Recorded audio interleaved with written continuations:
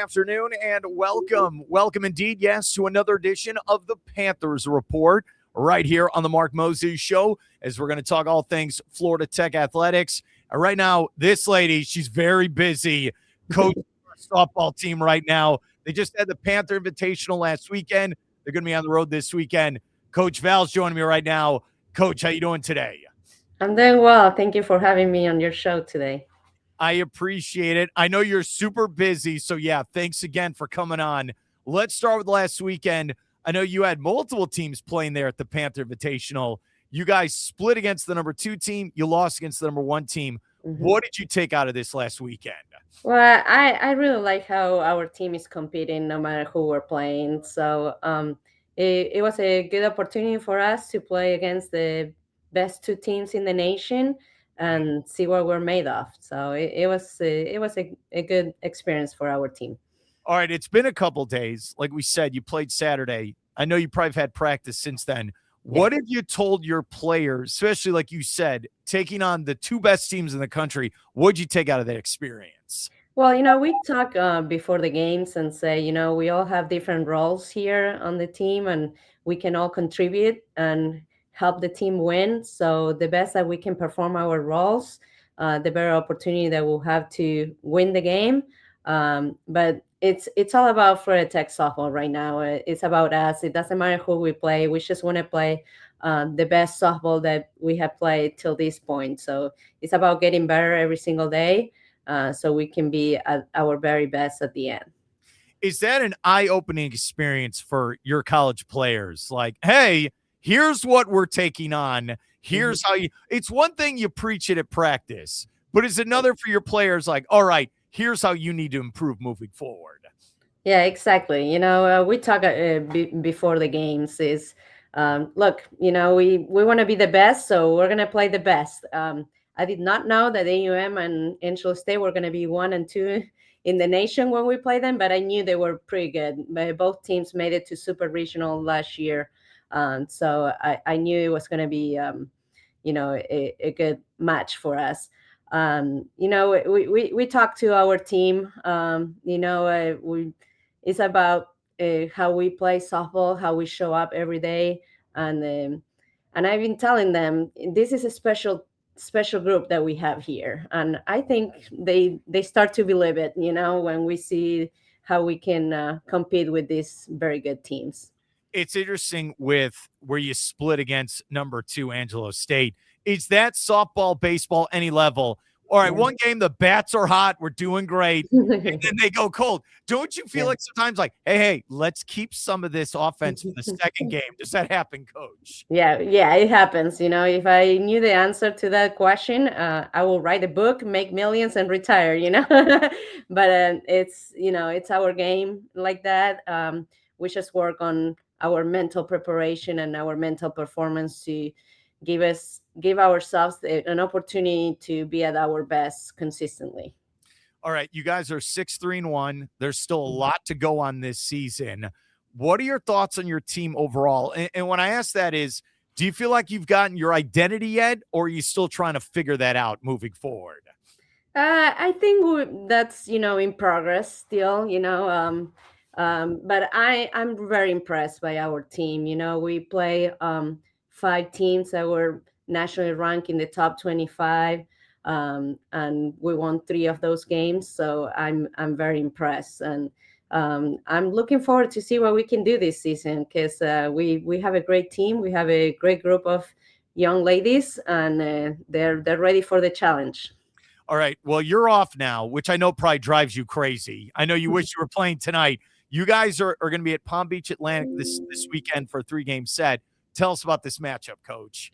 Well, we're starting conference, and every game it's important, and especially every conference game. And you need to start off strong to stay, consistent throughout the season. So it's going to be very important games for us, but we're going to show up and play our best. All right. You look at different levels. In Major League Baseball is the example I'm bringing up, where it's like you play every day. But you guys are off, like I said, until Friday. As we're taping this is on a Tuesday. How do you set up your starting rotation then Is it just closer we get to Friday? How do you try to do that, Coach? Well, the way that we scale our practices, we have a large team. So Monday and Tuesday, we split in two groups, and one group's going to be mostly doing offense, and the other one's going to be a full half team practice. So we do live situations with live pitching. And the next day we flip the groups. It works perfectly with our class schedule. So that's what we do on Mondays and Tuesday. Wednesday and Thursday we'll have a full team practice. But some players get to play more than others, so it's important that they're seeing live as well. And some pitchers get to pitch more than others, so we need to make sure that they also stay in shape and they have all their pitches working for whenever we need them. But I think by Thursday we'll have a good idea of how our pitching rotation is going to go, and we'll communicate that to our pitchers, and hopefully we can stick to plan A and hold it for the 3-game series. But we plan our weeks, thinking of who we're facing on the weekend. Is this the time of year where you want to see players step up and take bigger roles? And maybe it's not always you try to motivate them, like they need to start doing it for themselves if they want to compete at this level. Yeah, definitely. And I'm very proud of how our team has showed up. I'm very impressed with some players, that they had an okay fall, but they're having an amazing spring. So that's really nice to see. And there are other players, that, we have conversations on their roles, and they might not be on the starting role, but they're showing up to practice and, performing really well. So that's going to give them more opportunities on the field. And that's okay, right, Coach? That not every player is we're not all robots after a while. Is that key here when you look at your team? It is. And, we want everyone to be ready for whenever we need them. So that's their role when they are not on the field, paying attention to what's going on the game and be ready when the teams needs them. All right, so you're going to Palm Beach Atlantic. You just get on 95 South. So Coach, take us through the schedule. Game day Friday morning. Do you guys get in the bus early? What do you try to do? Yeah, we play at 4:00 on Friday, so we're gonna leave at around noon and get there 2 hours before game time and warm up, play the game, pack the bus, and come back to Melbourne. And we do the same thing on Saturday. We play a little bit earlier. We play at 2:00 on Saturday, so we're probably going to leave at around 10 a.m.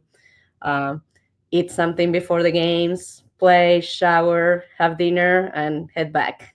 Man, I imagine by Saturday or Sunday, you're driving. I know, because you're driving the bus personally. I know. Yes. So then you're going down 95. You're probably like, look, if we keep making this drive, we better get these W's, right? We better win these games. That's what happens. All right. Yeah, that's the main goal. We know that we don't have control over the result, but we do have control over attitude and effort, and we're going to do our best to do the right thing so the results go our way. All right. So when you're on this bus going up and down 95, I've done this as well.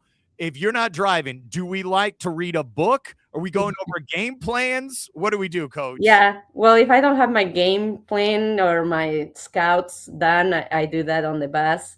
And if not, I take my laptop and use the time to read emails and stuff. I'm usually working on the way there. On the way back, I might sleep a little bit, but on the way there, I'm usually working and getting prepared for the game. So when Coach is sleeping on the way back, no one should be messing with her, right? That's what no, believe me, the players sleep too. they are tired as well. But no, they have fun together. So if they want to be loud, they can be loud. I'm not going to hold that against them. Yeah, especially a big one. We'll allow it. We really will. Right. So again, Palm Beach Atlantic. Then I'm looking at my notes here. Then you're going to host Florida Southern to end February. You talk about this conference kicking it off. How impressive is this, the Sunshine State Conference? How impressive is it to be competing against these teams? Well, I truly believe that it's the most competitive conference in the nation. From top to bottom, you have to show up and play your best in order to get those wins. And it doesn't matter who you're playing. We beat some teams that were top of the conference last year, and we lost some games to teams that were in towards the bottom. So it depends on the day how you show up and how the matchup works. There's some teams that have different matchups with others. So we're gonna give our best, and we're having fun together. So the goal is to keep it up the entire season. That's awesome. Do you personally, and you don't have to answer this, do you write down goals you'd like to set for your team? Like, do you just write them down? Do you not tell anyone, or do you tell the team? How do you try to approach that as a head coach? Yeah, where we do write goals for every single game, the players do. And we also have 3 action words that everyone has. And we do these little cards, and the players keep them. I do have my goals, but they do know what my action words are. And they are decisive, energetic, and messy. And the words are action words, or can be an athlete that you admire. And they all know I admire Messi, not only because I'm from Argentina as well, but I tell them that I don't know if Messi is the best player in the world, but he makes everyone around him better. So that's the goal I have for my team, and that's a goal I have for my players to do within our team. It's not just about your performance; it's about making your teammates better as well. Okay, so wait, I want to clarify this. So the whole team has the 3. Do Yes. individual players have their own 3? Yes, they have their own 3. Those 3 are mine action words. Okay. But they have their own. All right. So all right, let's do this one more time. What are your 3 action words? Decisive, energetic, and messy. It can be, one of the words can be an athlete that you admire. Oh, see, I thought you meant like adjective messy. No. It's what? Lionel Messi, the soccer player. All right. Did you ever see Messi play in person? I have. 2 summers ago, I went to the America's Cup. We went to Atlanta, a game in Atlanta and a game in Miami, and we got to watch him play. And I have to go and make it down to Fort Lauderdale to play with, see him play with Inter Miami. But I have not gotten tickets for the World Cup, and I'm very disappointed because I was put in the draw and I did not get selected. So I'm a little bit upset about that. I could tell. Well, look, at least you got to see him play. At least you could say, I went with my sister. We saw him 2 years ago in Fort Lauderdale. Right. And the thing I try to tell people is, all right, you get there and you're like, all right, where is he? Where is he? You're like, you see the shortest guy out there? That's him. You can't. Yeah.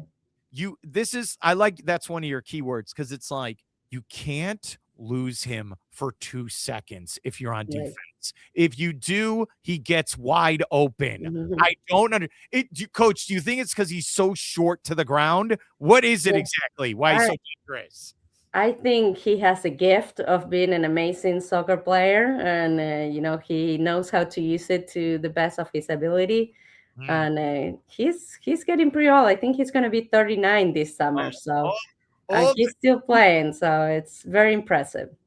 All right. Before I let you go, and I've been asked this to every coach this time of year, there are no wrong answers. You are a former softball player. You are now a great head coach here at Florida Tech for Panthers softball. If you were in the Winter Olympics, what sport would you do, Coach? What is that one called that you go down the slide head first? Sledge? So so like the luge, or you're going to be in the sled? That's what you're talking about. Yeah, that one. Actually, many, many years ago, I had a friend on the Argentinian Olympic Committee, and he wanted to get a team to go to the Winter Olympics. And I was playing softball at the time. I was in great shape. And he asked me if I wanted to do that. But, you go head first. So if you crash, you're in big trouble. So I passed on that. So. But notice that was your answer. Yeah. Bobsled, I guess I will have to do that. No figure skating or any of that. You're we're not going to do that. All right. Here's the key. The Panthers are 6-3-1. They're off until Friday. They're going to be at Palm Beach Atlantic. Coach, thank you so much for coming on, and good luck on conference play moving forward. Well, thank you so much for having me.